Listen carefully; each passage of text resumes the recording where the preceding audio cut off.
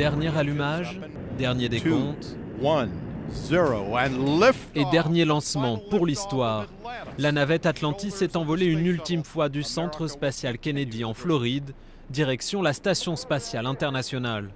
Plusieurs centaines de milliers de spectateurs étaient là pour assister de leurs yeux à la fin du programme de vol habité de la NASA, exactement 30 ans après ses débuts. J'avais l'impression qu'elle décollait au ralenti. C'était très émouvant, très beau.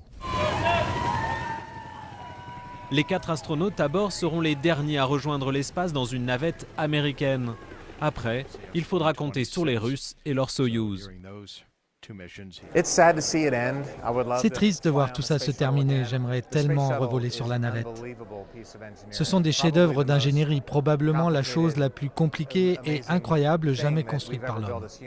Un investissement total de plusieurs dizaines de milliards de dollars depuis 1981, qui a aussi permis des innovations dans d'autres secteurs.